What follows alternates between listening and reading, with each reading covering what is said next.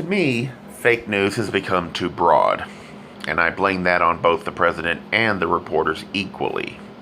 This is what concerns me as a citizen of the United States and a voter. While reporters reporting innuendo with no valid corroboration is concerning, and many see that as fake news, the concerns in Washington over hacks is not fake news.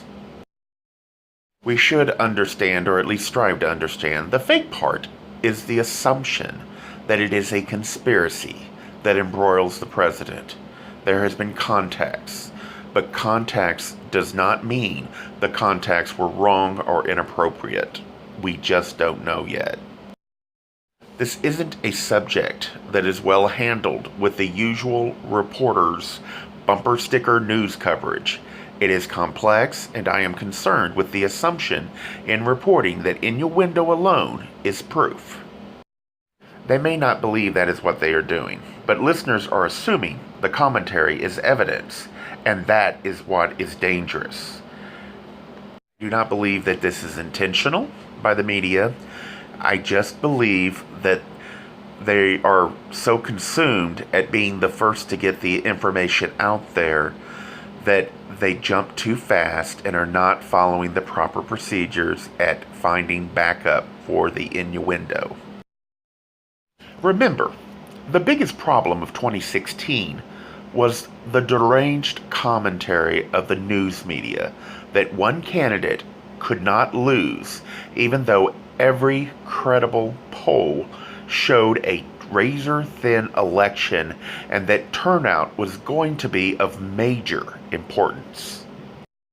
To be fair, there were two polls that had Hillary break to a double-digit lead. One was after the Democratic Convention, and two was after the release of video of a 2005 interview of Donald Trump. Both times it evaporated the next week, or at least very quickly after that. And it is true that every poll showed Hillary with a lead, but most times it was a statistical dead heat. I am only aware of one time that Trump had the lead, and that was after the Republican convention that I am aware of.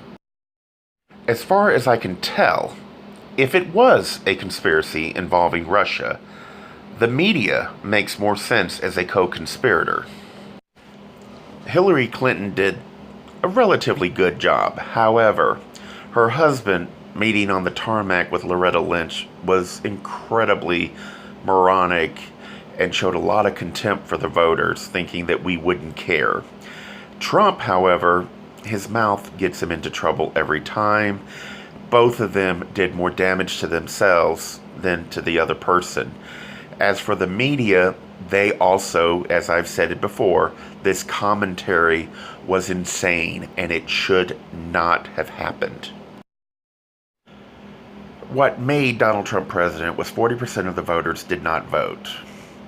And while that is not unusual, the makeup of those that did not vote is important.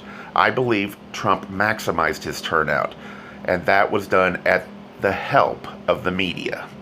Remember, the media consistently said over and over again, nobody wanted to vote for either Hillary or Donald Trump. We were left with a very bad choice. The only state that Hillary Clinton maximized turnout was California, and that had more to do with Trump rhetoric on immigration and the travel ban, as the media kept calling it. Donald Trump needs to better control his impulses. That gets him into trouble. Clearly, he speaks without complete information. The media also needs to do better to control the impulse, to make every unnamed source sound like the magic bullet that will finally prove them right that Trump shouldn't have won. They got it wrong, and I wish they would face that and not put the Union of the United States in jeopardy by breaking toward the two furthest extremes in this nation. They got it wrong. They should not have been telling everybody she couldn't lose.